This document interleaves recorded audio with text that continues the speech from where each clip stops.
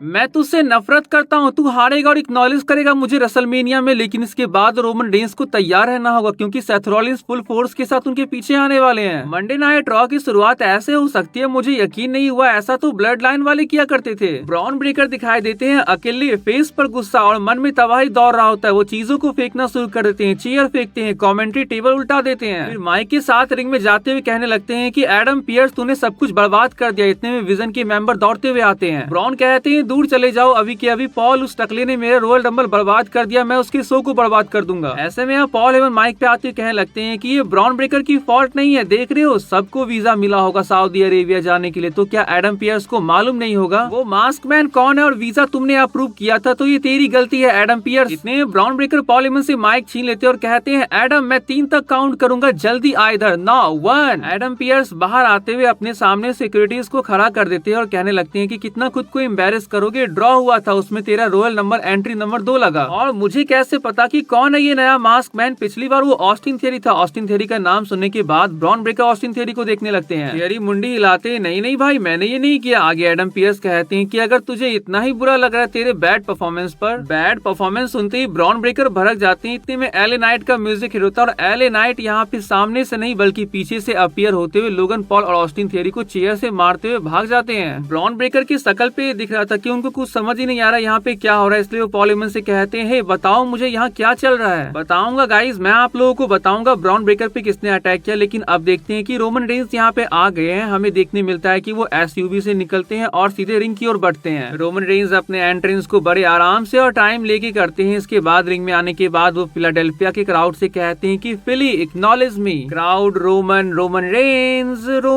Reigns के chant के साथ रोमन रेंस का वेलकम करते हैं। रोमन कहते हैं कि बहुत अच्छा फील हो रहा है, लाइफ में काफी हाईज रहे काफी लोज रहे, मैंने अपना फर्स्ट WWE चैंपियनशिप अपनी डॉटर के बर्थडे पर जीता और मैंने अपना लास्ट टाइटल भी इधर ही हारा इसी सिटी में। मैंने अपना पहला रंबल भी इधर ही जीता और तब मुझे कोई चेयर नहीं कर रहा था। 11 साल बाद अगेन रंबल जीतने के बाद अगली सिटी थी फिली। तो बताओ फिलाडेल्फिया, मैं तुम्हें ये मौका देता हूँ कि मुझे अपना रेसलमेनिया ओपोनेंट किसे चुनना चाहिए। क्राउड सीएम पंक के चैंट करने लगते हैं। रोमन कहते हैं तुम नहीं चाहते कि मैं ड्रू मैकेंटायर के पीछे जाऊं। क्राउड कहती है नो नो नो, मतलब कि तुम चाहते हो कि मैं सीएम पंक से ही लड़ूं। इसके बाद सीएम पंक का म्यूजिक हिट होता है। सीएम पंक को देखते ही रोमन रेंस अपने जैकेट को रिमूव कर देते हैं। रोमन तैयार हो रहे थे सीएम पंक से प्रोमो बैटल करने के लिए, लेकिन सीएम पंक रिंग में आते ही कैमरा के सामने जाते हुए कहते हैं फिन बैलर, मैंने सुना कि तूने क्या कहा कि तू एक बुरा इंसान नहीं है, लेकिन तूने मुझसे पंगा लिया और ये तुझे भारी पड़ने वाला है। बेटा बच के ना, क्योंकि तू पहले मेरे निशाने पर है। पंक को देखते हुए रोमन कहते हैं अबे क्या कर रहा है, मैं इधर खड़ा हूँ और तू फिन बैलर के बारे में बात कर रहा है। सीएम पंक कहते हैं तू बोल रहा है मैंने तुझे इंटरप्ट किया, भाई मजाक कर रहा है, ये शो मेरा है और तू अब इधर मेहमान है, तो मैंने तुझे इंटरप्ट नहीं तूने मुझे इंटरप्ट किया है। मैंने सुना ड्रू मैकेंटायर कैसा रहेगा, Roman Reigns versus Drew McIntyre. Crowd इस पे बू करते हैं। या फिर Roman Reigns versus best in the world CM Punk. Crowd इस बात पे चीयर करते हैं। तो क्यों ना रोमन आसान रास्ता चुनो, ड्रू मैकेंटायर को चुनो। रोमन रेंस कहते हैं मैं उसको पसंद नहीं करता और क्या बकवास कर रहा है, ड्रू मैकेंटायर आसान है मेरे लिए, वो तुझसे 4 गुना बड़ा है। तू रो रहा था जब उसने तेरा छोटा सा प्लास्टिक ब्रेसलेट ले लिया था। हाँ यही पसीने के साथ साथ तेरा तेल निकल गया था इसे वापस लेने में। सीएम पंक कहते हैं पर ये भी देखा कि नहीं किस तरह से मैंने उसे छीना, तूने उसे हराया पर मैंने उसे टफ और डेंजरस मैच में हराकर कचरे में डाल दिया। रोमन रेंस कहते हैं 3 साल पहले हरा चुका हूँ। सीएम पंक कहते हैं कितने भाइयों की मदद लगी थी उसे हराने में। रोमन रेंस कहते हैं पंक सोच समझ कर मेरी फैमिली के बारे में बात कर, हमारी वजह से तेरे पास एक शो था और एक कंपनी था वापस आने के लिए। पंक कहते हैं मतलब तुमको ऐसा लगता है और तुम सही हो, किस तरह से मैनिपुलेट करके तूने अपने कजन को और फैमिली को दिखाया कि तू एक मसीहा है। तू कंपनी को अपने कंधों पर उठा के लेके आगे जा रहा था, लेकिन कंपनी में कितने बंदे थे जो तुझे पसंद कर रहे थे उस टाइम। मैंने सुना तू रॉयल रंबल से पहले क्या कह रहा था, तेरी इतनी जरूरत कि तू ये कहे कि तेरे पार्ट टाइमर बनने के बाद किसी ने तेरे जूतों को फिल नहीं किया। ए भाई सुन, बात ये है कि कोई भी तेरे फुट स्टेप पर चलना नहीं चाहता। मैं भी 434 डेज तक चैंपियन था, पॉल हेमन मेरे साथ था, ऐसा लगता है कि तूने मेरे फुट स्टेप को फॉलो किया। तुम 1360 डेज तक चैंपियन रहे, कांग्रेचुलेशन, तूने लंबे टाइम तक किया। इसका मतलब ये नहीं है कि तूने सबसे बेस्ट किया। हाँ तू है WrestleMania box office main event superstar, तूने रॉयल रंबल जीता है, एप्रिसिएट, मुझे तुझसे कोई प्रॉब्लम नहीं है, जिसे चाहे तू उसे चुने। तूने चुना एक पार्ट टाइमर बनना, लेकिन मैंने चुना 10 countries in 3 week, Poland, Scotland, Denmark, Belgium, London, Toronto और अभी मैं हूँ फिलाडेल्फिया में। और तुम्हारे सामने अपने लाइन को कह रहा हूँ, मैं मैंने चुना कि मैं फाइटिंग चैंपियन बनूंगा, जैसे कि मैंने चुना पूरी शील्ड को और तुम्हें। तो रोमन, तुम्हारे सामने दो पहाड़ है, एक वो जिसे तू चढ़ सकता है और एक वो बेस्ट इन द वर्ल्ड जिसे तू अपने बेस्ट में भी नहीं हरा सकता है। अब रोमन सीएम पंक को जवाब देते हुए कहते हैं, पहली बात, तू हर जगह जा रहा है क्योंकि तू 10 साल तक छुट्टी पर था, और दूसरी बात, मैंने तुझसे सीखा